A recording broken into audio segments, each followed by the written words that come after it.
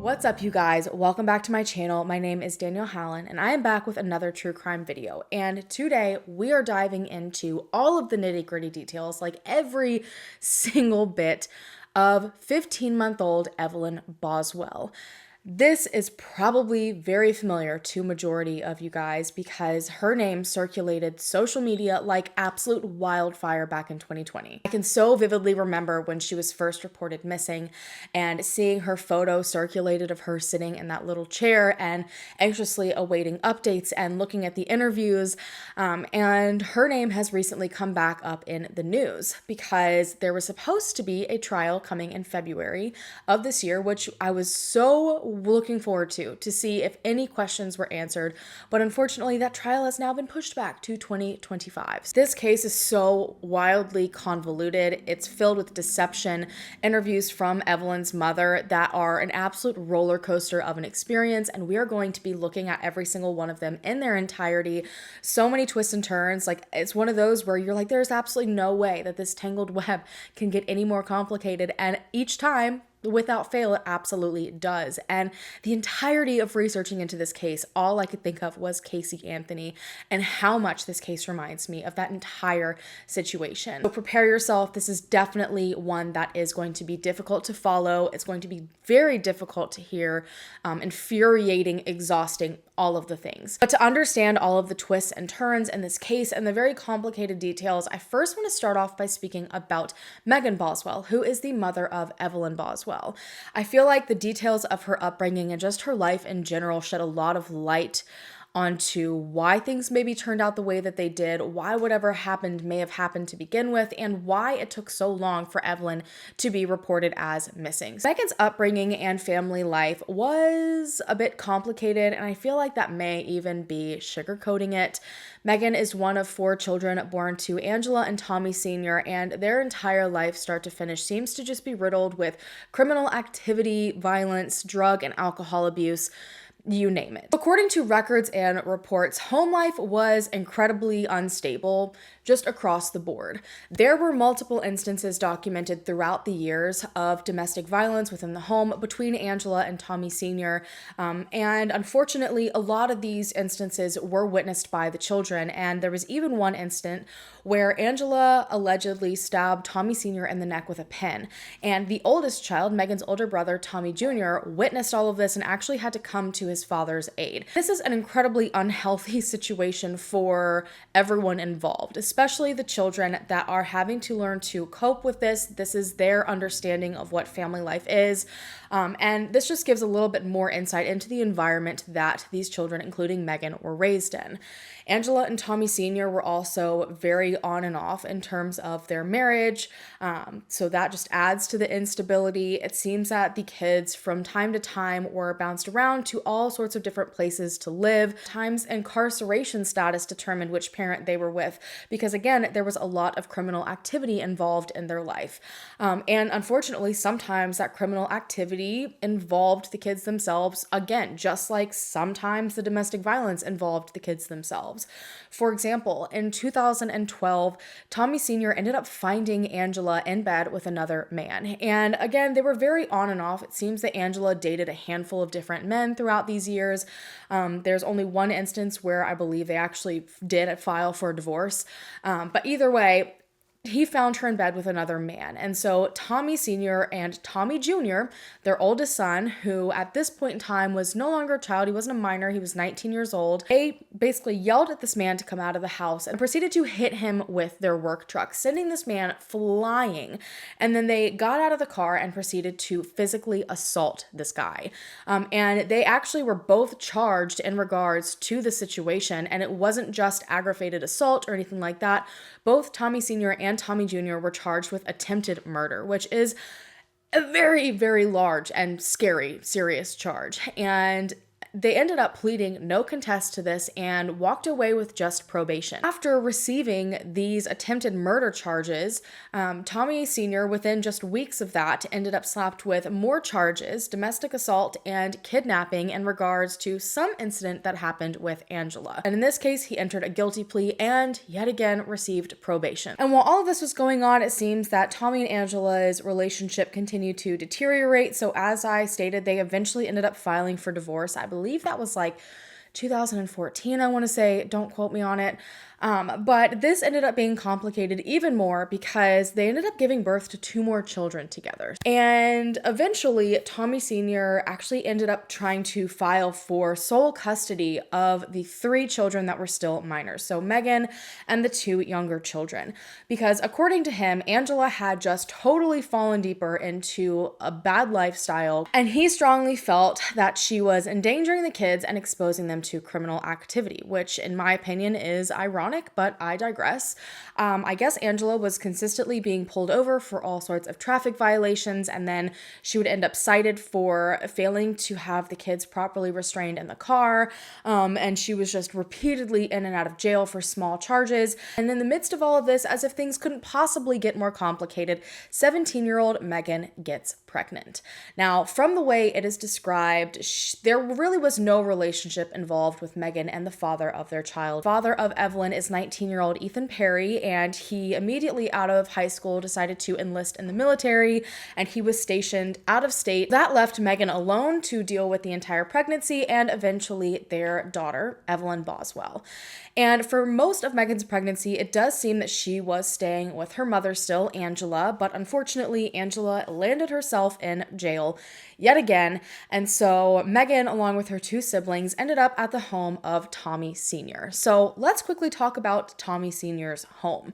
So it's a commune of sorts off of Muddy Creek Road in Blunteville, Tennessee. And it seems like this property is basically just like a revolving door for family.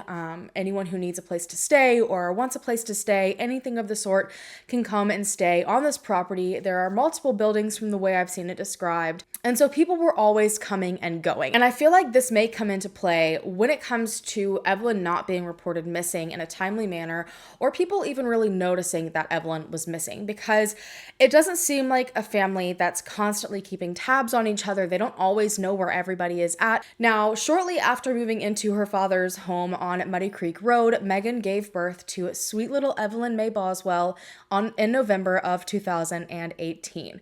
And according to all accounts on social media, friends that have come forward and done interviews with different news stations, Megan was really thriving as a mother. She constantly posted pictures of Evelyn on social media, or herself with Evelyn, or them doing something fun, little videos of Evelyn playing. She was constantly doting on her daughter and how advanced she was, that she was hitting all of her milestones early.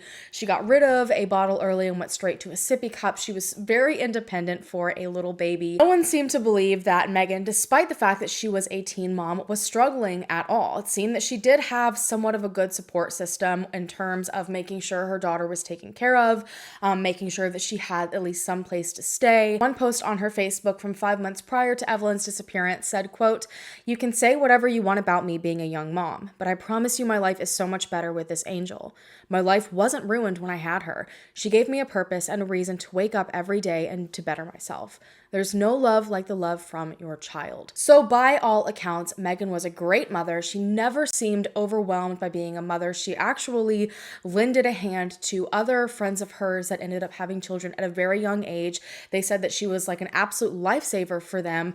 But unfortunately, all of this was called into question on February 18th, 2020, when Tommy Sr. called into welfare authorities to report that he had not seen his 15-month-old granddaughter, Evelyn Boswell, since Thanksgiving, and he was very concerned about her whereabouts and her well-being. According to Tommy, he had been trying to get a straight answer from multiple family members about the whereabouts of Evelyn. It is not clear, and honestly, it is still unclear and will never be clarified during this video where exactly Megan was during all of this time. There is no set date on when Megan decided to leave her father's property and stay somewhere else. There is not a conclusive answer as to exactly where she stayed during this time frame. All we know is that Tommy Sr. last saw Evelyn that Thanksgiving, and then after that, no one had any answers as to where she went, seemingly including Megan. He claimed that multiple family members were telling very odd stories, and others also claimed that they had not seen Evelyn since the holidays. And because no one was being straight with him, nobody was being upfront, he obviously felt he had to do something about it. Right away, Child Welfare ended up contacting Sullivan County Sheriff's Department, who immediately went to the first person that it made sense to go to: Evelyn Boswell, Evelyn's mother. Megan seemed to make it feel like this was all just one big misunderstanding. Now, according to Megan, the reason that none of her family had seen Evelyn was because she had spent the holidays with her father, Ethan Perry. Ethan Perry, at this point, had only spent a handful of times with his daughter. He was stationed, as I said, out of state. I think the last time she said that they had gone to visit him was back in October of that year. They drove down to Texas to see him. And according to Megan, he was on leave. He was back in the area over the Christmas holidays. And obviously, this is a great opportunity for him to spend some great one-on-one time with his child. But Megan did state that Ethan was acting a little bit strange, and there were a few things that also made her concerned about Evelyn's safety. So Megan stated that Ethan was just supposed to have Evelyn over the holidays, and the last time she spoke to Evelyn was on December 26th. Now, we're talking, it is February 18th into the 19th at this point.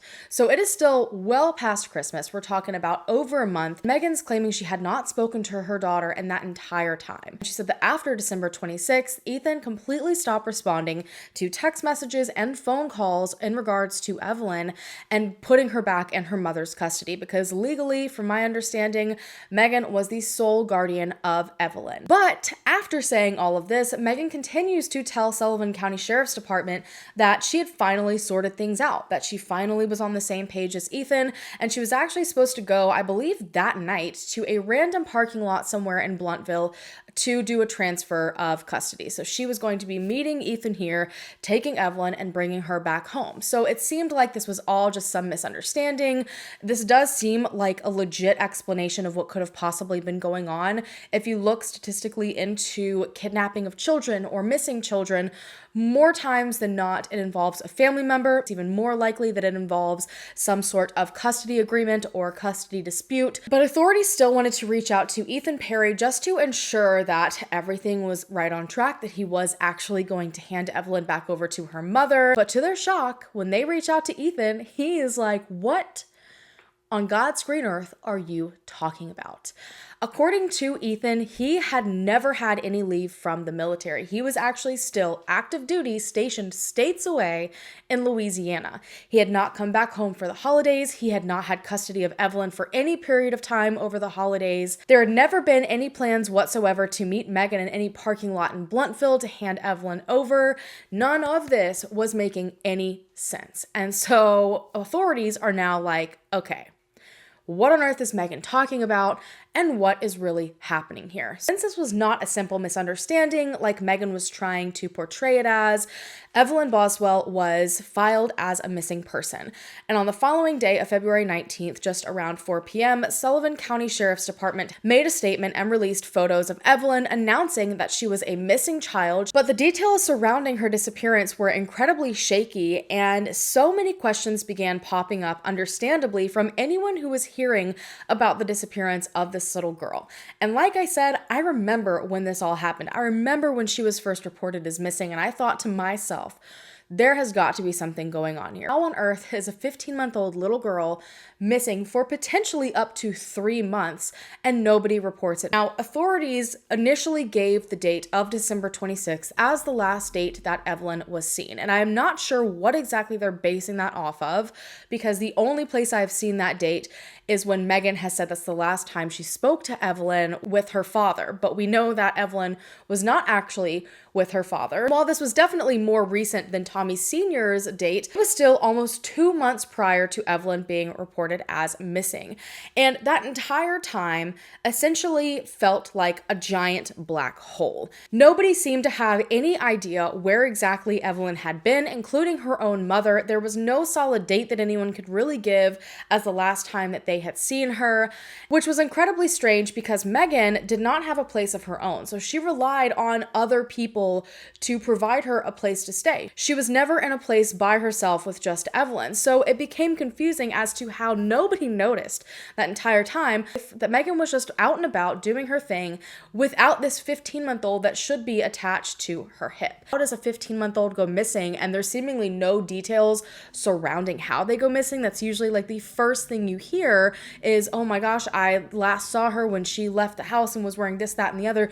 There was absolutely none of that. Everything was a giant question mark, and the questions would only grow and the story would just repeatedly change from this point on. By 8 p.m. that night, a few hours after this initial statement was made from Sullivan County Sheriff's Department, an Amber Alert was sent out for Evelyn, which obviously is very indicative that they believed this was some sort of kidnapping. Now, speculation ran rampant after this. Social media was blowing up. There was lots of finger pointing, threats, theories, all of these things. And I don't know if they stemmed from people that just so happened to know the Boswell family, or if this was just the community that was asking questions about the very obvious strange circumstances. Some of these threats and theories were directed at Megan's new boyfriend, which this kind of starts a string of incredibly strange interviews from essentially everyone involved in this case. Megan was apparently dating, honestly, the stories are all over the place of what exactly they were labeled as, a young man named Hunter Wood. And Hunter Wood owned a local business, and we know how sleuthing can sometimes go, and if people are starting to question things and they are looking up Megan on social media and they're looking up what have you, that line keeps on going. People will continue to look for family members, people possibly involved, and the threats and rumors and accusations kind of push past just that initial front line of people. And interestingly, Megan seemed to have a Facebook page where her last name was Wood, which is Hunter's last name. This led people to his business Facebook page, and they just started popping off. People were bombarding this Facebook page with all sorts of questions, all sorts of threats. So Hunter Wood ended up doing an interview on February 20th because he felt he needed to clear the air. Now, as the investigation continues for the search of this 15-month-old child, many people are telling me that they are being attacked on social media due to their involvement with the family. And I spoke with one man who says he has nothing to do with the disappearance of 15-month-old Evelyn Boswell. I've never seen the baby in my life. Hunter Wood says he briefly dated Evelyn's mother, Megan Boswell. She applied for a job at my restaurant, Hunter T's Chicken Shack, and it wasn't like a relationship. It was an on and off going, you know what I'm saying, type deal. It wasn't like all out, like, you know, relationship. He says he's known Megan Boswell for about 2 months and never saw baby Evelyn. All I've seen is pictures of her. I have no relationship with that child whatsoever. He says he's received threats over the internet, causing him to shut down his restaurant's Facebook page. To my knowledge, the entire time that I've known Maggie, I've never seen the baby, of course, but as well as the baby has been with the father, you know, back from military leave. And that is all that I've known about the child. He wants the focus to be on finding the child and not on him and his business. There's been a bunch of stuff said about, you know what I'm saying, my restaurant, Hunter T's Chicken Shack, things negative towards, you know what I'm saying, to try to, you know, stir away the main key factor of us just trying to operate. The Sullivan County Sheriff's Office is working with the TBI to find baby Evelyn, who was reportedly last seen around December 26th. In some aspects, the span of time that has gone by makes this a little difficult, but we are working it just as if no time has passed. You know, our primary function, or our primary goal in this is to find this child. And upon further investigation, Megan was telling this story that Evelyn had been with her father, Ethan, to pretty much everyone she knew, anyone who questioned where Evelyn was. And so again, I feel like this contributes to why a lot of people did not think about reporting Evelyn as missing. The TBI and the FBI both became involved in the case because we're talking potentially 3 months that a little girl has gone missing. There's so much time that has already been lost. And we speak about this all of the time on this channel, those 24 to 48 hours are so incredibly crucial to missing persons cases, especially when it comes to children. And when you have that much time that has passed, the amount of evidence that is gone, surveillance footage, I mean, everything that you would essentially rely on is now way in the past. So it was going to take all hands on deck, everyone possible, to hopefully help locate Evelyn as soon as possible. And within just these few days since Evelyn had been reported missing, the TBI formally announced that they had already received over 300 tips, and so far none of them had been credible. And the following day of February 21st, Sheriff Jeff Cassidy held a news conference to give the public more details on Evelyn's disappearance, speak about the Amber Alert, what the public could possibly do to help out, and the efforts that were already ongoing to attempt to locate 15-month-old Evelyn. And honestly, none of what was said really seemed to clear anything up. It didn't seem like there were any more answers to the multitude of questions when Jeff Cassidy stood up to speak. A 15-month-old girl at the center of a statewide Amber Alert may have actually been last seen nearly 3 months ago. Good evening, I'm Josh Smith. I'm Sarah Diamond. During that news conference, Sheriff Cassidy announced he is giving $1,000 of his own money as a reward for tips that lead investigators to 15-month-old Evelyn Boswell. Less than 30 minutes ago, Ballad Health and Niswonger Children's Hospital donated $25,000 to that reward money. Ballad Health CEO Alan Levine himself donated $5,000 in an effort, he said, to try to find this little girl. Ahead of that 2 p.m. news conference today, Evelyn's mother, Megan Boswell, appeared in a hearing in a juvenile court room in Bristol, Tennessee. Kelly Grossfield is monitoring new developments in that case. She joins us live in Sullivan County, where investigators tell us there's still a lot of unanswered questions.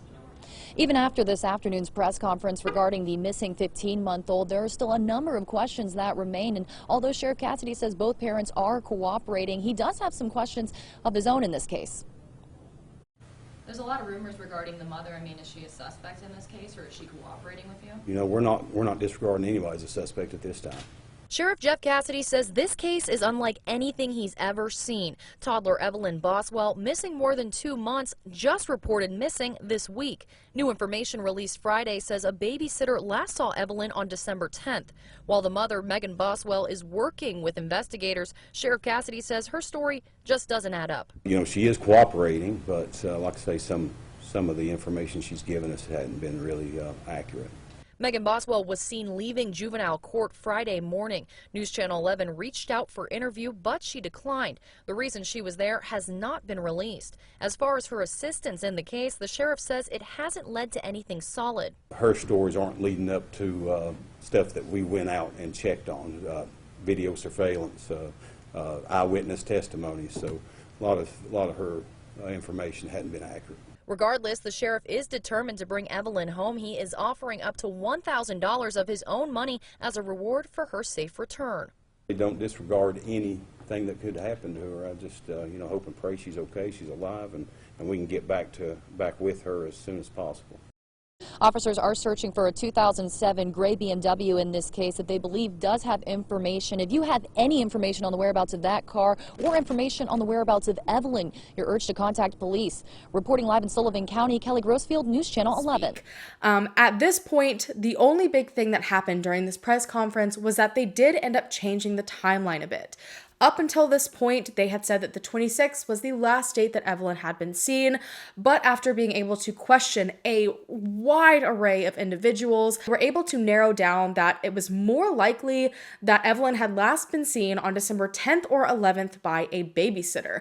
It was announced that there was not really a lot that the public could do to help. They did not really want to involve the public in the searches for Evelyn. They already had so many different agencies very strategically searching, very strategically questioning, and so they didn't really want anyone to come in and potentially throw things off. At the very end of this press conference, a huge piece of information was released.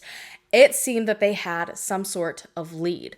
The Sheriff's Department announced a BOLO for a gray 2007 BMW that they claimed could potentially be connected to the case. And while there was already this Amber Alert out, so there was this potential that Evelyn had been kidnapped, that paired with this BOLO, It really seemed like police were closing in on potentially whatever happened to Evelyn, who could have potentially taken her. And while authorities didn't seem to release any other information about this bolo, who could possibly be driving this car, any of that, Megan ended up giving her very first interview on this day, giving forward a little bit of information. Now, this interview is 11 minutes long, but it is crucial to watch every single bit of it. I have tried to think of ways to chop up all of her interviews to give you a good understanding of the things she was saying, but there's really no way to do it. So we're just going to dive in and watch the entire thing together. I just want to tell you about like her favorite things and personality-wise. I know, like looking on TV and just kind of seeing a picture, it's a lot harder to, you know, envision a baby. Like her favorite food is like sweet potatoes. She's really sweet. She loves to give people kisses. Favorite song is Baby Shark. Just like that kind of stuff. Can you tell me, what's her favorite toy? She has a little Baby Shark puppet. What would y'all do together? Well, she loves to take baths. That was her favorite thing, and she had little shark toys that swim in the bath and stuff like that. How old is she now? She's 15 months today, actually. Oh, wow. Can you tell me a little bit, like, so you said she's very sweet. Is she sweet with everybody, or just She you? is. She loves everybody. Can you tell me a little bit about like how you're feeling? Do you miss her? Are you worried? Of course I miss her, and like, I can't tell anything about the ongoing investigation, but they are, I'm sure you all have released an article about the car and stuff like that, so they have a pretty good idea of who has her. I mean, if they're watching, I just want them to bring her back. Is there anything you'd like to say to them if they're watching? I just want her back. Yeah, that's my child. I'm sorry. I know this must be hard. Why don't you tell me a little bit more about her? Do you have any pictures of her? Have you been looking? Not on me, no. Not on you. Have you been looking at photos and stuff of her while you're? How are you coping with all of it? I just want her back. If you could tell her anything now, what would you say to her? I love her and I miss her, and that I'll be with her as soon as I can get to her any way I can. Is there anything that you can tell us about, like, what kind of baby she is? I know you said that it's hard to see. She's a happy baby. She hardly ever cries. She wants to wave and talk to everybody. She walks funny. She doesn't know how to pick her feet up, so she kind of wobbles. Is she talkative? She is. She giggles a lot. You'll smile at her, she'll just start giggling. She's very happy. And so you said she is talkative. Is full sentences? Like, what milestones has she met? Like, is she a smart little girl? She is. She hit every milestone early. She can almost say I love you. She's not fully got to sentences yet, but she does say a lot of words. You must be so proud of her. I am. When Baby Shark plays, she tries to like dance with them and sing it. You said that's her favorite song.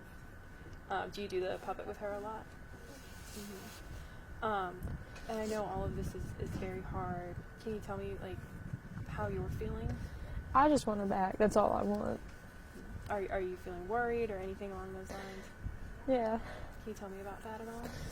Well, the reason I didn't report it or anything is because I knew the person who had her, and I didn't want them to run away with her. And as soon as they thought anything was going on, they just kind of vanished. So I'm just worried about, like where they're at, what they're doing with her at this point in time. So you do know who has her? You do. Can you tell us who that is, or you don't? I can't release anything further about that. I'm sure they will at the press conference, but further than that, I can't say anything. And so you do know who has her. Are you worried about her safety? Well, now I am, because they won't answer phone calls. They've just kind of disappeared. What is it like to? I'm assuming that you trusted this person. How has this trust been broken? What's been going on with that? It has definitely been broken after this.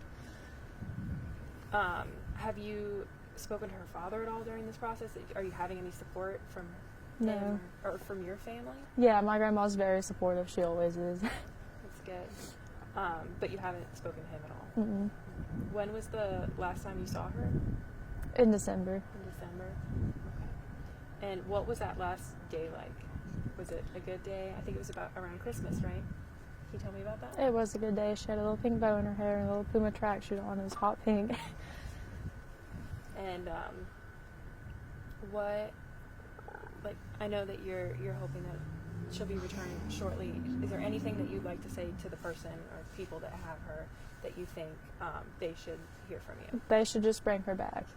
They obviously know, like, what's going on, and, like, you know, they need to bring her back home. And you said that you trusted this person. So when did you realize that that trust might have been broken?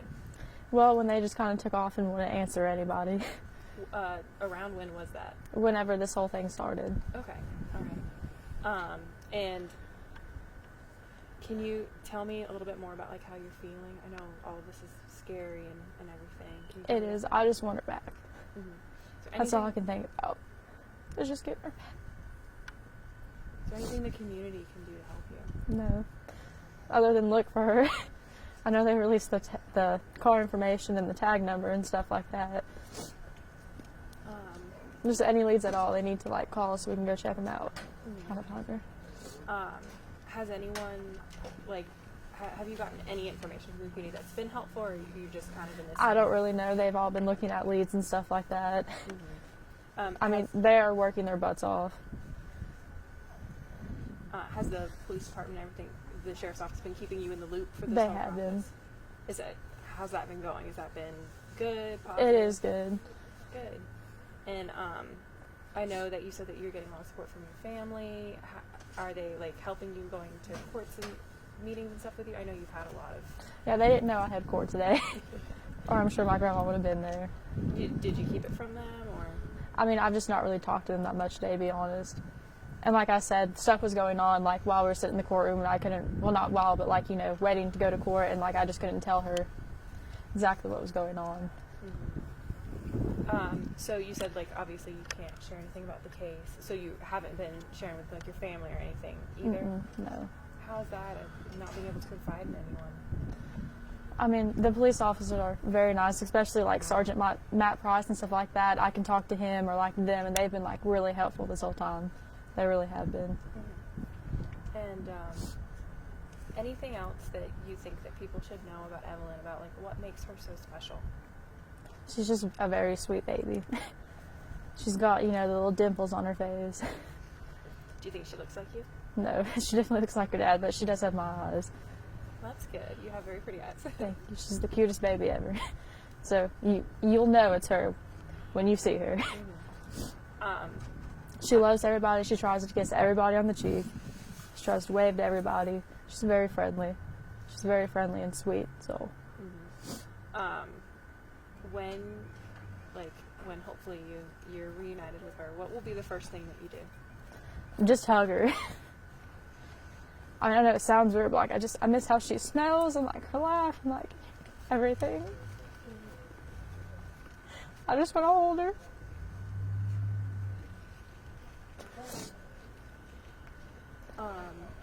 So I know that this must be, like, you're missing your baby, and then there's been trust broken, right, as well. Are you worried about her safety?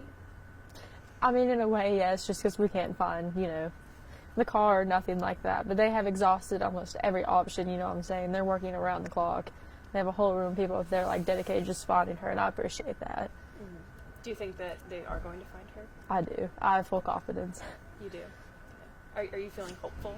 I am. Can you tell me about that? Like, what keeps you going? What's giving you hope? And the team up there is just honestly really good. Mm-hmm. They're all really good, and I can, like, confidently say that, you know, like, when I'm not up here, I know that they're doing their best to find her. I'm not worried that when I'm not up here, they're not, like, you know, just sitting around and twiddling their thumbs. I know that they are trying genuinely. Right.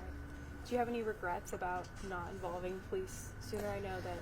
Well, sort of, but also in a way, I knew that as soon as anything went down, you know, the person was going to just disappear, and they have, and they've tried to find them. They are going to find them. Mm-hmm. And I know that they'll bring her back to me. You feel fully confident in that. That's good. But if you could do this all over again, is there anything you would do differently? Yeah, I probably called the first day. I should have. But I just didn't want them to run with her. Like they have now. Did you ever expect them to run with her?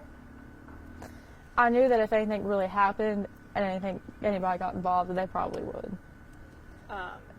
Can you tell me why she was with them if you were worried about this? They were watching her for me while I went to work. So it was like a babysitting type childcare situation. Yeah. But you thought they might run with her? No, until they took her, no. Then after that, I was like, well, if anything happens, I'm worried they will run with her. And to be honest with you, I won't lie, I didn't know how good the team was up here, and if I did, I would have called the second that I realized. They are very good, like I said. They are doing everything they can, and I'm very confident in that. And that makes the situation a lot easier. And so you said that, when did you realize that they had completely disappeared? Like I said, I can't release anything like specific. I'm sure they will at the press conference, but... So, anything else you'd like to add? Anything that you want to tell me about Evelyn? Her favorite food is sweet potatoes. She's allergic to carrots. She's allergic to carrots? What else does she like? She loves those little applesauce pouches. Yeah? She's very smart. Like, even she quit her own sippy cup at 6 months old. Or not a sippy cup, but she quit a bottle, I'm sorry. And went straight to a sippy cup. And, like, I would leave her snacks on the floor, like in the little containers, and she'd open them up herself and, like, get one at a time. Like, she's just a very smart, very good baby. And I just want her back. You just must be so proud of her. I am. Is there anything that you would like to say to her? That I love her and that I will find her. She'll be back as soon as humanly possible. Anything else you think people should know? No, not at this moment. So, because authorities really weren't saying all too much about what was going on, this was like the first chunk of big information the public was getting. And so everyone was clinging to what was said in this video. And it depicts an entirely different story than originally what was being said, even by Megan, and what was believed. Now she is saying that Evelyn was taken by someone, so essentially kidnapped, and someone fled with her. And not just that, she knows who has Evelyn. Like, she knows who is responsible. Authorities know who is responsible. And this was actually someone that she was supposed to be able to trust. This was someone watching Evelyn when she was going to work, but this person's identity is unknown at this point. So this put a lot of hope into this bolo potentially bringing, hopefully at the very most, Evelyn back, but at least some sort of answers and direction to go in at this point. But it's still not clear really when the last time Megan saw her daughter was. And like, I don't know if I'm just super fixated on that, but she was entirely kind of skirting around whenever she was asked, when's the last time you saw your daughter? What was going on that day? Like, she would very specifically say what Evelyn was wearing and all of these incredibly specific details. But then when asked when the last time she saw her daughter was, she just says, quote, whenever this whole thing started. And while that definitely could have been to potentially protect the integrity of the investigation, she did say she could not give that information over. Timelines are very crucial, especially when you are giving information to the public, for them to be able to look at surveillance footage and all these different things. And it's usually the one thing that authorities do not hold back. And so that's definitely one thing that was first in my brain when I originally saw these, where I was like, something about this just is not seeming right, that she will not even say the last time that she saw her daughter, like not even a day of the week. She just always kind of brushes past it. But it wasn't long at all for the identity of this mysterious person who allegedly ran off with Evelyn to be released, because within hours of that bolo going out, the BMW was found and arrests were made. The arrest of Angela, Evelyn's grandmother, and her boyfriend, William McLeod, and they were arrested after being found all the way in Wilkes County, North Carolina. So this is the person that Megan was claiming ran off with her daughter, which does make sense. I'm sure her mother is someone that she wanted to trust. That would be the first person she would go to watch her daughter while she was going to work. However, when police located both Angela and William McLeod, there was absolutely no sign of Evelyn. There was no car seat, no baby toys, no nothing. And both Angela and William claimed that they had never had Evelyn this entire time, and they had absolutely no idea what Megan was talking about. The arrests weren't even directly related to Evelyn's disappearance. They actually were related to the BMW. And this is where this tangled web just continues on. This BMW that Angela and William were driving states away, that was being hunted down, actually belonged to Hunter Wood's family. Megan's boyfriend, except not boyfriend. Again, I don't really know how to describe that entire situation. And it had been reported stolen on February 20th. So just the day prior. And according to the affidavit, the Wood family actually had planned to sell this particular BMW to Megan, but they had never formally finalized any of the plans. There was never any money exchanged, no title exchanged. It was just something that was spoken about and kind of in the works. And when all of this started to happen, I guess something led them to report this BMW as stolen. And somehow Angela ended up being the one in possession of this vehicle. But Angela and William told a completely different story than what is said by the Woods in the affidavit.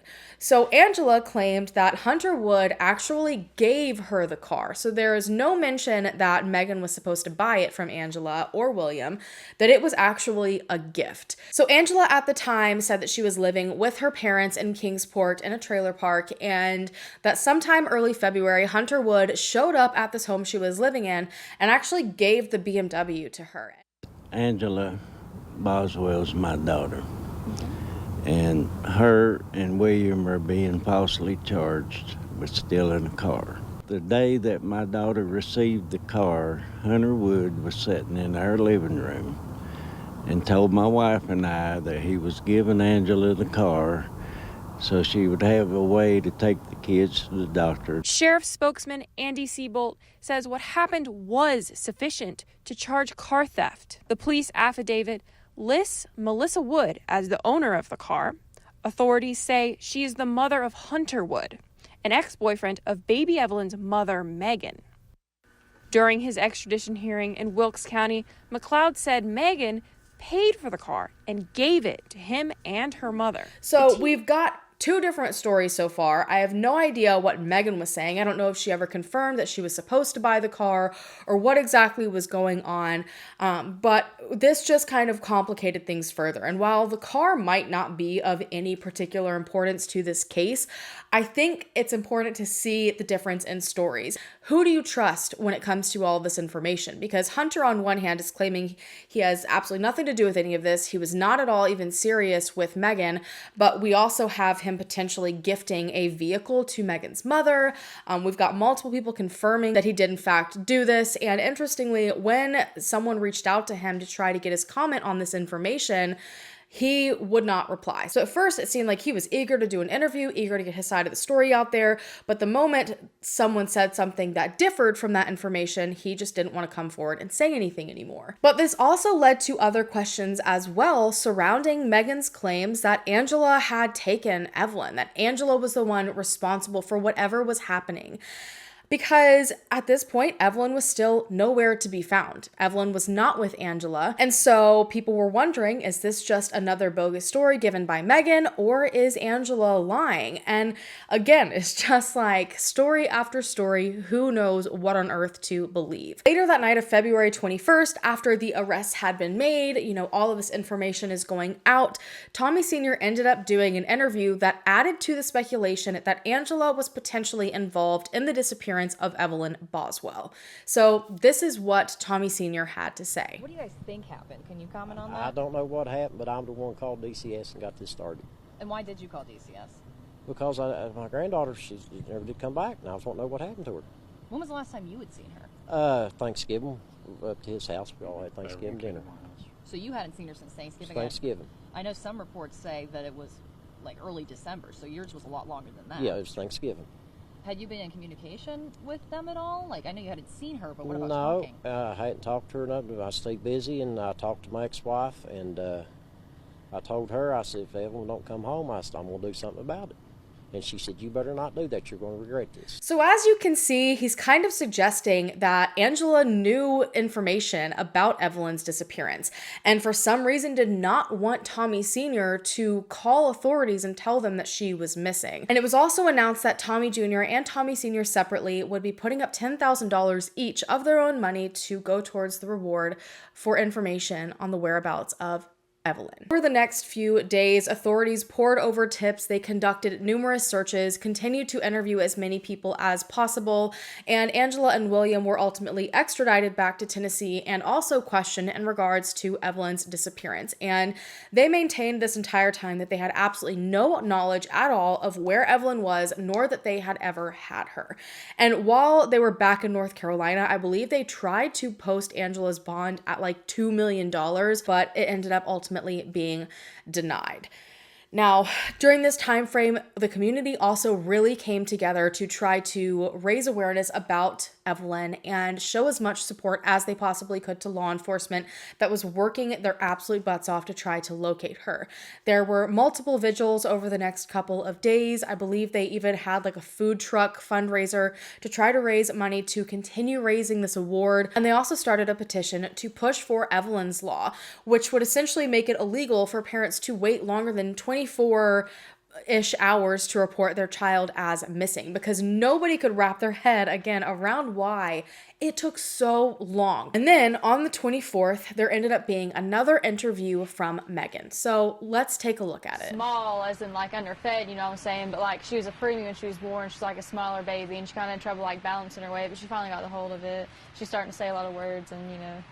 Tell me what kind of things she likes to do. What kind of, is she into any certain TV shows? Only Baby Shark. We went to Texas to see her dad, Ethan, and she slept the whole way there. Like I had to make her wake up to eat and stuff like that, and that's like a 24-hour drive there. So let's get into the last time you saw her. Tell me what that time was like and when that was. Well, actually I want to talk about that. I've told TBI where to find her in Mendota. My mom took her to a campground and a silver camper, and if they don't go tonight, I'm going to go find her myself. Because I've told them, and they're not really, like, taking it seriously, and if they don't go tonight, like, I will go myself and go get her. Tell me about the last time, though, that you saw Evelyn. Tell me what you guys did and when that was. We went to go out to eat, and then my mom came and got her. She was wearing a little hot pink tracksuit with a matching bow and little matching shoes. And was this December 20, like, right after Christmas? A little bit before Christmas. My mom, like you can ask her, is a very vindictive, manipulating person, and Yes. she basically like threatened me the whole time that she was gone. Do you know who has Evelyn right now? She dropped her off somewhere in Mendota at a silver camper. But my mom would always say the person, not like people, plural. So there is a person that has her in Mendota. They're not taking me seriously, TBI isn't, because I've not fully told them. I've been like, hey, like my mom camped out at Mendota, you want to go check them out, but I've never been like specifically, hey, she's not your silver camper, because my mom did threaten me, like, you know, if I told anybody. I'm not going to get into that, but she did. So your mom has had Evelyn the whole time? Or the whole time? Or the person that is in Mendota has had her the whole time. Tell me why you let your mom take care of her. Did she take her from you that night? And Well, she was just supposed to babysit her. Because I was going to work. And then when did you know that something was wrong? Well, whenever, like, she picked me up Wednesday, and I told her, like, hey, they're doing a press release about the Amber Alert thing, and then she freaked out, and that's why they couldn't find her. Like, nobody talked to her for days until they arrested her. She just kind of, poof, gone. But she kept trying to take me to Mendota, and I kept asking, I was like, are you taking me to Evelyn? And she would never tell me yes or no. And I was like, well, if you're not, I'm just calling my police station, come and get me, like, I'm not playing these games with you. And so tell me, the day that you dropped her off with your mom to let her babysit, was there anything off about your mom that day? Did you have any suspicion that she was going to take your child? No. Well, I called her, and she was just like, oh, she's safe, like, you know, that kind of thing. And then she started threatening me, which, like I said, I'm not going to get into, like, everything she threatened me with, you know, because I'm just not, but... Obviously now that you believe you know who has her, what do you have to say to them? To just bring her back. Look in her camera. I just want her back, that's all I want. I've been so long without her, and I know a lot of people are like, oh, why didn't you report it missing earlier? Because my mom threatened me, and I just want her back. That's all I can think about is how much I just want her back. Talk to me about when you had the indication that she was missing and something was seriously wrong. Just when she left and took off, and just to answer her phone. Talk to me about why your dad made that report? Because he was talking to my mom the night before, and he was like, oh, well, if she doesn't come home, I'm going to call. And she was going on, well, you're going to regret this. Like, I'm going to have to leave and never be able to come back. You will regret this. Was there a reason that, you know, that you didn't make the call and it was your dad? Because Mom kept threatening me if I made the call. Well, you said that you've had some issues with your mom in the past. Was there a reason you decided to let her babysit her that night? I know that, you know, you said that you had Well, some she's issues. my mom. I wanted to trust her. Sheriff Cassidy told the media on Friday, I was there, that you were giving conflicting statements. Because I wouldn't necessarily, I was trying to protect my mom, maybe in hopes, oh, well, she'd just tell them where Evelyn was, but obviously she's not going to. So now you're coming out and you're saying this is the honest truth, that you know where she is. I know she has to be in a campground in Mendota with somebody. And Mom told me that they had a silver camper, and that's all she would tell me. Are you cooperating as much as you can with TBI and the Sullivan County Sheriff's Department? I am. But just tell me, you know, how so are you, you know, constantly on the phone with them, talking, you know, about the tips, anything like that? Yeah, and I've looked into stuff online myself, like, you know, people are, like, circulating pictures around me, like, oh, this is Evelyn, you know what I'm saying, and, like, that kind of thing. But no. And, like, Saturday, nobody would answer me, and I blew all their phones up. And every chance they've let me be up there, I have been up there. And Wednesday will be a week since the Amber Alert went out. Tell me what you're thinking right now. I just don't know if the person who has her is, like, maybe scared that they're going to get in trouble. But they won't. They just bring her back. What are you thinking about her current status right now? Do you think she is okay? Do you think she's being taken care of? And what is your message to authorities right now? To the TBI, Sullivan County, and all of the sheriff's departments and any authority that's working on this case? Just that if they don't take it seriously, what I just said, I will go find her myself. They've told me before they'll arrest me for tampering with evidence, and I told them on my phone, I was like, I don't care if you arrest me for tampering with evidence. If you go up there, I'm going to tonight. Do you have a message to the public? Don't stop until she's back. They need to stop reporting, like, psychics, for one, like, come on. You know what I'm saying? Because that just wastes the TBI's time when they could be actually trying to find my daughter. Instead, people are like, oh, well, this lady did a tarot card reading, like, you know what I mean? I feel like that just takes away from the time of, like, them actually searching for my daughter. I'm just happy that people are coming together to try to find her. Because the main important thing right now is the baby. I'm just happy that people are trying to find her. Have you been in contact with her father, Ethan? Yeah. He's actually trying to get leave approved right now to come up here and try to, you know, help find her. What is her relationship like with him? She's only been around him a couple times because from where he was in the Army. And what is your relationship like with him? Do you keep in contact with him? Well, yeah, we have a kid together. You know what I mean? Did you notify him when you knew something was wrong? Mm-hmm. Why do you have multiple social media profiles is one that we've been getting a lot. Because I break phones a lot, and I forget the password. I'm not going to lie to you. I'm really bad about remembering passwords. Now I have them all set to one, but, you know, up until that point, I just, you know, I just couldn't remember the password to them. So I'll just make a new one when I got a new phone. Tell me why you wanted to come out today and speak with us. Just to talk about Evelyn, and, you know, if TBI doesn't go find her tonight, I'm hell-bent on going myself. And that's the truth, one way or another. This is a really big case, and a lot of people have a lot of questions surrounding this. Is there any other message that you want to send to anyone? Well, if you don't have tips for sure, because over 370-some tips have been called in, and they've just not panned out. Like, I appreciate people trying to help, but, like, also that's wasting, like, TBI's time, because they have to check out every single lead that's called in. You know, obviously it's been a long time since you've seen her. Are you worried about that, about reuniting with her? No, because I love her. I know she loves me. And do you think she's been taken care of well in the time that you've missed with her?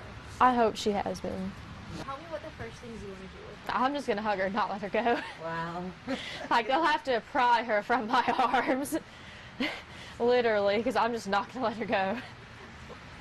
Probably going to say Baby Shark to her. And just hug her and not let her go.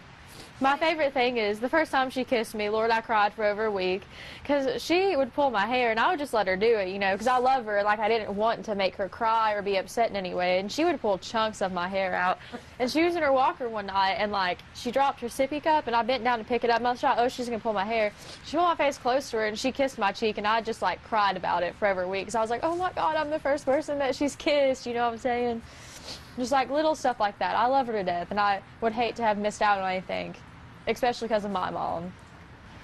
And obviously, you know, you told me you talked to your mom a couple of times throughout this. And each time, did she give you any update on Evelyn? She just told me that she was safe. So when was the last time you talked to your mom? Like physically, just the two of you on the phone, or? Wednesday, the 19th. Tell me any details about that conversation. I mean, she was just going off on me and wanting to go to Mendota. And I kept telling her, I was like, if Evelyn's in Mendota, just take me to her. I will take her up there. We can just end this right now. Like, let's make this simple. Just give me my child back right now before this gets blown out of proportion. And she would never be like, oh, yeah, I'm taking you. She'd just be like, you don't need to talk to them. I don't want you going up there, and, like, stuff like that. And I was like, okay, well, if you're not going to take me to her, pull over, and I will have, like, somebody on Sullivan County's end come get me to go up there and talk to them. What is your biggest fear right now? I have a lot of them. Just that I don't know, that maybe they won't find her tonight, or, you know, maybe they don't find her tomorrow. Maybe it's weeks from now before they find her. You know, the people aren't going to be like, oh, well, like, I'm not giving her back because I kept her for 2 months. This is my child now. Well, still, I'm just worried that they're going to be angry about that. You know what I mean? Right. She just needs to come home. Exactly. She's been away from her mom for long enough. So, I know there are a ton of social media rumors. So if there's anything that you want to set straight that I'm not aware of, I will. This is Gypsies are not a cult. They've been asking people if there's like a gypsy ringleader, and like, I mean, like, we're not like ringleaders. We're not like out here kidnapping babies or anything like that. So would you describe your family as a gypsy family? Well, yeah. And like, my dad's very proud of that, you know, but he's just mad about all the rumors going around, like, trashing them because, like, we're not a cult, you know what I mean? And now that your mom is back here and are getting ready to be back here in Sullivan County, what do you hope comes out of that? Obviously, she and her, what it believes her boyfriend was arrested. Well, I doubt she's going to tell the truth, but hopefully she does. For Evelyn's sake. Not even for her sake at this point. Just if she hears this, I hope you tell the truth for her sake. Like, that is your grandbaby. It's went on long enough. So this interview is incredibly interesting to me because this is where Megan herself confirms that her mother is the one that took Evelyn. Up to this point, it was kind of gathered based on the arrest, but she is confirming this herself at this point. She claims that the reason why this entire time she never reported Evelyn is missing was because her mother was threatening her, which unfortunately that is definitely something that can prevent someone from coming forward. If you are scared someone's going to do something to your child, unfortunately it can become a very risky situation to go and get help. That's just the fact of the matter. And so from this interview, it kind of seems like Megan was doing her best to hope that Angela would essentially bring her daughter back to her without having to involve authorities, because the moment that happened, she felt like her mother was going to run with her daughter. But at this point, she's also introducing this fact that Evelyn wasn't even with Angela anymore, that for some undisclosed period of time, she'd actually been with someone else entirely. I feel like slowly it's taken steps from we don't know what happened to Evelyn to, oh, actually Evelyn was taken by someone I trust, to Evelyn was taken by my mother, to Evelyn was actually placed by my mother in a very specific location. But another thing that I find very strange is that when she's speaking about her mother taking Evelyn to Mendota, taking her to this silver camper, she said that the last time that she saw her mother, her mom was trying to go there. Like, she was trying to go to where Evelyn was. But in the same breath, Megan is saying that Angela was refusing to take her there. And so it's small details like that, again, that just kind of made all of these interviews feel very off, that there was something very disingenuous about it, something that felt very thrown together, where small things aren't matching. It is pointed out yet again after this interview that Megan is not fully telling the truth in what she is saying. So News Channel 11 actually reached out to Sullivan County Sheriff's Department to figure out why on earth Megan was claiming they weren't going to this campground campground to look for Evelyn. If she had given them this crucial information, why weren't they doing anything about it? But Sullivan County said that Megan was not being truthful in this interview at all, despite the fact that she seemed very frustrated and was like, I will go there myself because they're not going there to get her. They're like, no, actually, we have already been there. We have searched the entire campground. We have tried to find signs of Evelyn, tried to find signs that Angela was even there, and they couldn't find anything. There was nothing at all to even corroborate Megan's story that Angela told her she had gone to Mendota and dropped Evelyn off at this campsite. So again, we've got these claims that are coming from Megan, but none of it is adding up to any of the evidence that authorities are finding when they're trying to confirm any of this information. And the following day, there was yet another bizarre string of events regarding Megan and the things that she was telling people. So Megan had showed up at the Sullivan County Sheriff's Department that day and ended up doing an interview right outside. Now, I want to preface this with saying that that same day, she had actually messaged one of these news stations on Facebook and just matter of fact told them that she was pregnant. And that seems kind of strange. I don't know how that would relate to the story, but in this interview that she ends up doing in front of the Sheriff's Department, she gives, again, more insight as to why this is important for people to know. So let's watch this third and final interview. Their policy, or you just don't? Based on their policy. Okay. Can you tell me, you said you can't take a polygraph? No, I came here to take a polygraph, and due to policy, they cannot give me one. Okay. Due to their policy? Mm-hmm. Okay. You can't tell me why? Based on their policy, or you just don't? Based on their policy. Okay. Can you tell me a little bit of what's going on today? Did you volunteer to come take a polygraph? Yeah, but they can't do their policy. They can't give me one. All right. And how are you doing today? I mean, not good. Not good. Do you feel like any headway is being made with the search for Evelyn? I know they're trying their best. Mm-hmm. How are you doing with, I know last time you told me all about how you're missing her and everything, and it just gets worse every day. It does. Do you look at pictures of her on your phone? Do you have pictures of her with you? Not on me. Not on you? Okay. How's you doing with your support system? I met Steven, and he was telling me that he's been trying to help you and everything. He is. They're being really great. Better than my own family's made me at this point. Really? Are you feeling a rift with your own family and everything? So I went to the hearing yesterday, and William McLeod said that you gave them that car, but can you tell me your side of that? I'm not getting in on that. No? All right. Can you talk all about what's going on with your mom? I know that must be very hard. How are you doing with everything? Not good, but I have support now, so it's getting better. You do? That's good. So you said in your interview yesterday with another station that you do kind of have an idea of where Evelyn is? They're checking. They're checking now. Mm-hmm. Okay. And did you report that before? Mm-hmm. They're doing their best. Okay. And I know all of this must be very hard. Can you tell me a little bit of like what you're going through, what's getting you through this tough time? Just people who are there for me. Mm-hmm. Do you feel like Evelyn's okay? You think so? Do you have an idea of maybe who she's with? Or? I wish I did. Did you give her to your mother? You did. So that's who was watching her? Can you tell me why she was with your mom? Just she was supposed to babysit her. Mm-hmm. Didn't turn out that way. And what do you think happened? Like, what went wrong? She just wasn't there, or what happened? I'm not sure, to be honest with you. And why did you come to take a polygraph? To clear my name, but they won't give me one due to policy. I'm not going to get into all that, but... Yeah. And so I know there's a lot of like rumors and stuff going around about all kinds of things. Is there anything else that you'd like to address? No. No? Unless you have anything specific you want me to address. Well, I know that there's been rumors about like you being pregnant right now, and I'm not getting into that. I know, I hate to ask you that, but like I just want to give you the opportunity to like address anything that you feel that the public should or shouldn't know, or I know everybody's in your business. I am pregnant, that's why they won't give me a polygraph. Due to policy, if you're pregnant, they cannot give you one. Okay. That makes sense. That must make all of this so much harder for you. How is that I hate to ask you personal questions, but I know you're missing your child and you're pregnant. it's just a lot to deal with at one point in time. Are you still getting support from your grandmother? I know you'd mentioned Yeah. that before. My grandmother's amazing. She is. That's good. Have you been in contact with the father of either child?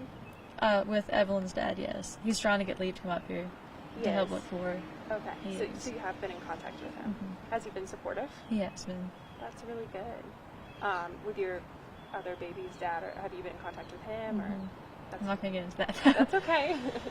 You can tell me whatever you want. I don't want to pressure you or anything. But, so I know everyone's been in your business. Is there anything else that, like, you think that people are trying to...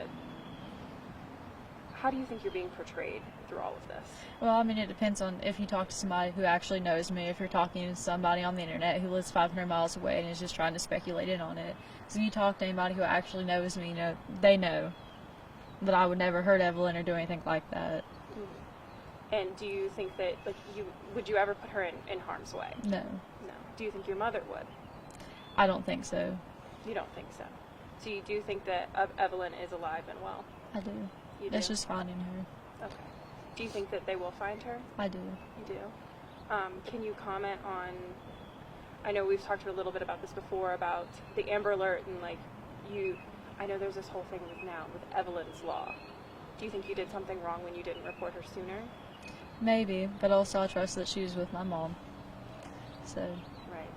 And, so I know that the car that they were in belonged to, I think, your ex's mom? Do you know It anything was about that? Hunter's car. It's just in his brother's name. Okay. So it was in his brother's name? Mm-hmm. Do you know who reported it stolen? I think his mom did. Okay. And were you involved in giving them the keys or anything along those lines? I'm not getting into all that because it was Hunter's car. All right. So it wasn't, you weren't involved, it was Hunter's car and everything? Okay. And can you tell me a little bit about what you're hoping will be done going forward? That they find her and I get to hold her again and, you know. Can you tell me a little bit, we know we talked about, tell me about Evelyn again. Sweet potatoes are her favorite food. I know I said that last time, but they really are. Anytime that I'm like, you know, kids are picky. If I can't get her to eat something, it's always Chick-fil-A chicken nuggets and sweet potatoes. That's the go-to. She's very sweet to everybody. Everybody. She's always happy regardless. Do you think that your mom just, like, gave her to somebody else and she's probably fine? Like, what? That's what I think happened. That is what you think happened? Okay. Why do you think your mom would do that? Your guess is as good as mine. My mom's never really been the best mother, you know, and anybody you talk to, like I said, that knows me can tell you that. So. Why did you leave her with her then? Because she's my mom. I wanted to trust her. I understand that. And I know that I think it was your dad who reported her missing? Yeah. Was it? It was. So I had another question. So do you know, so when was the last time you saw her? I don't know the day to be exact, to be honest with you. Okay. Was it in December? It was. Was it? Towards the middle end. Okay. Was it around Christmas? Like, do you remember buying her Christmas presents or that? Before Christmas. Okay. Did you buy her Christmas presents and everything? What did you get for her? A bunch of stuff. Are you going to give it to her when you see her next? I am. Do you have it all saved? I can't wait. Do you remember what you got her? It was a bunch of stuff. Like clothes, toys, Baby Shark stuff. You said that's her favorite song, right? It is. Yeah. So that's the only thing that she's ever really sat down and watched is Baby Shark. So. She like a very active baby. Yeah, she actually tries to sing with it. She'll sing doo doo doo and like clap her hands. It's really cute. So I know you've been in contact with her dad. How is he doing with all of this? About the same as I am, you know, as good as you can be. He's trying to get Lee to come up here to help find her. Did you tell him right away when she went missing, or no? Why not? I didn't want to think like my mom to take off, and she already did. So now we're in the situation that we are. Right. Do you know William McLeod? That's her boyfriend. Did you like know him well? Like, can you tell me anything about him? Not really, other than he's kind of sketchy. Did you know that he was with your baby at the time? You did. But you said he was a little sketchy. Can you tell me why? Well, I also think every man that I meet is sketchy until, you know, I mean, it just is what it is. That's how my dad raised me. Right. My dad raised me, you know, very strict, be like, oh, don't trust people, you know what I mean? But, like, for good reasons, not. Yeah. When did your dad tell you before he reported her missing? Yeah, and he told my mom too. How did that conversation go? He just told me, like, hey, like, if you don't bring her back, I will report it. Okay, and so he did tell your mom? Yeah. Were y'all in contact at that time? Or was he just in contact with her? A little bit. Okay. But, yeah, that's when she was like, oh, you're going to regret this, you know what I mean, and stuff like that. And my dad was like, well, why would you say something like that? So, like, she threatened him, essentially? Yeah. Was it over phone or text It was message? over the phone. Okay. Do you, did that make you worried? Well, I didn't know it until a few days ago, but yeah, now that I know, it's made me worry. Yeah. So when he reported her, she threatened him. Mm-hmm. And how did you feel when you found out he reported her missing? Well, glad in a way, but worried in a way. Right. And so you found out a couple days ago that she had threatened him. And previously you said you didn't want to name names, but why did you change your mind? Just because everything that's going on? Well, they were like, oh, you can't talk about the case, but, like, it's my child. I just really don't care at this point. It's my baby. Okay. And if you could say anything to whoever has Evelyn, what would you say to them? Just to bring her back.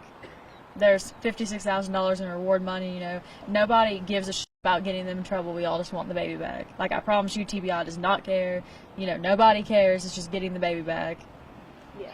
It's not about getting whoever in trouble. It's just about getting Evelyn back. Mm-hmm. And how are you feeling? I know last time you were very confident about getting her back. How are you feeling? I'm still confident they'll get her back. You are? I am. And so have you been coming a lot and trying to help with the investigation? As much as they'll let me be here. And how have you been helping? Just providing information? Yeah. That kind of thing? That kind of thing. So I know that yesterday the sheriff was kind of like, oh, people need to stop organizing their own search parties. Can you tell me, did you think that was good or bad? They just don't want them tampering with evidence, and I get that, but really I don't see the problem with one as long as nobody is tampering with evidence or, going, trespassing, you know what I mean? I think that was just his main concern. Yeah. Stuff like that. If you find anything, don't touch it. If you find her alive and well, obviously, go grab her, go get her, but, if you find, clothes that you're like, oh, well, this sounds like what she was wearing last, just don't touch it, Yeah. Call law enforcement immediately. Right. Can you remind me again what she was wearing the last time? It was a little hot pink tracksuit with a hot pink bow and shoes that match. Cute. Did your mom have any of her other outfits with her? Yeah, but I couldn't tell you exactly which ones, but I'll just with you. Yeah. Have you noticed anything else of her stuff missing? No. She didn't take any of her stuffed animals or anything with her? No. Okay. I know this all must be very hard for you. How do you think the public's being supportive? Because I know people are trying to offer up reward money, but then there's also rumors. How are you feeling about all of that? Well, I don't care as long as they're trying to help with my daughter. I don't really, care what people say online. I appreciate them helping and contribute to the reward money. Maybe somebody will come forward, but the important thing is that it's just out there. People know who she is, what she looks like, and they're looking. Mm-hmm. And last time you told me that you wouldn't miss her if you saw her because she was the cutest baby. She ever. is. She is. Nobody can convince me otherwise. Mm-hmm. And tell me what she looks like. She's very sweet. She's about 2 feet tall. I might be a couple inches off. Around 28 pounds. She has dirty blonde hair, blue eyes. She looks exactly like her dad. But she has my eyes, so that's all that matters. But she looks exactly like him, and she's just very, very sweet. Mm-hmm. She has dimples. Mm-hmm. Do you wish that they could give you a polygraph? Yeah, but they can't. They can't. Due to policy.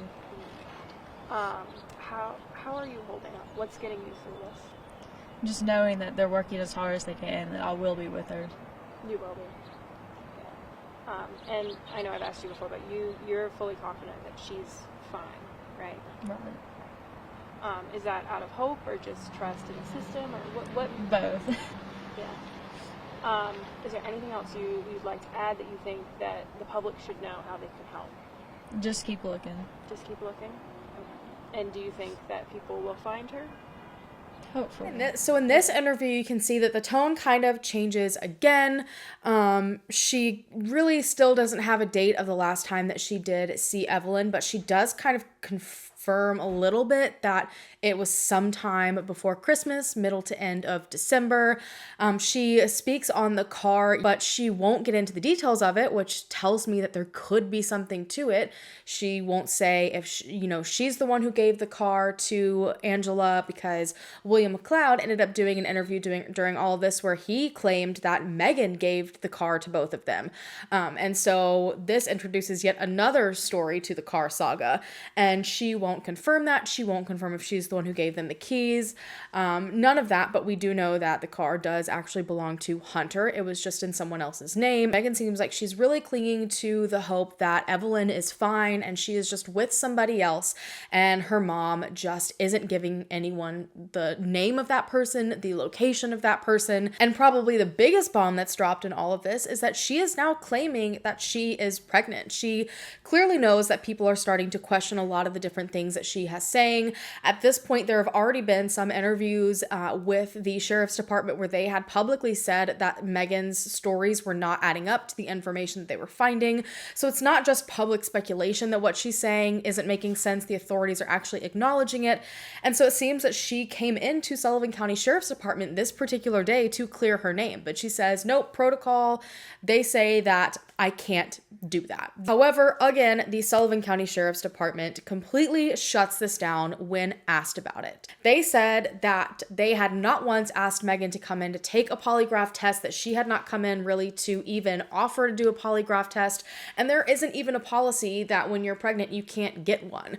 They actually said that they don't even have the capability to give a polygraph test at the Sullivan County Sheriff's Department, that would be outsourced to, I believe, the Tennessee Bureau of Investigation, so TBI, and that they even went to check to see if Megan had scheduled anything with the TBI to come and willingly take a polygraph, and that had never been done either. So all of this seems even more strange at this point, because she lied about everything she was essentially saying in regards to why she was at Sullivan County Sheriff's Department. She was trying to, again, make it look like they weren't really working with her very well. And it's even more odd to me that she almost like made sure to message the news station to be like, hey, by the way, I'm pregnant, hoping that they would immediately run to try to find her and get this particular interview. Just after doing this interview, Megan did in fact go into the sheriff's department to speak with investigators in regards to her missing daughter. And obviously the news stations are not going anywhere at this point. They all maintained their position outside to be able to speak to her when she came out. There's like this whole gaggle of people waiting for her to come out, but hours kept on ticking by and Megan never showed. At around 10 p.m. that night, the TBI formally announced that Megan had actually been arrested, and she was arrested for one charge of false reporting, and her bond had been set to $25,000. So while she hadn't directly been arrested in regards to whatever may have happened to Evelyn, she at least was arrested because it seems they were tired of her saying whatever she felt like to the media, to them, creating all of these different stories that they were not able to corroborate at all. It was severely hindering the investigation, which they did go on to publicly announce that. And the following day, on February 26th, there was a formal press conference where her arrest was formally announced. Not long after this press conference, I think it was just within a few hours, something huge also happened. And a lot of people speculated, did Megan start talking? Is she telling the truth here? What's possibly going on? Because all the way back in North Carolina, a search began. So a tip had come in that led authorities to a body of water in Trap Hill, North Carolina. And it ended up being found out that this body of water was actually near property belonging to Angela's boyfriend's grandmother. And we know for a fact that both William and Angela went to this particular area when they allegedly fled from Tennessee, and the bolo was put out. And there were 2 interviews that were done with William McLeod's grandmother, and this is what she had to say about the entire situation. We could see investigators with the Wilkes County Sheriff's Office, along with firefighters from Sherrills Ford, around the pond today. It is located right next to Mary McLeod's home. Her grandson dates the grandmother of 15-month-old Evelyn Boswell. She told me the 2 showed up at her home in Trap Hill asking for money to get out of North Carolina. But what caught her attention was that her grandson was wet, and the story he told her explaining why. That he'd been at the motel, at Lowe's Motel in Wilkesboro, and there'd been a pipe burst. And he got his feet wet, and somebody stole his money, and he needed money to get back to Bristol. The two never got out of North Carolina after being arrested less than a mile away in a stolen vehicle authorities believe may be connected to the case. The baby girl's mother, who is also now in custody, says her mother was the last person she saw with Evelyn in late December. Now, the missing girl's mother is accused of giving investigators a number of conflicting statements about her daughter's disappearance, along with saying she hadn't seen the 15-month-old since late December. We asked Mary McLeod if she thought her grandson could have any involvement in baby Evelyn's disappearance.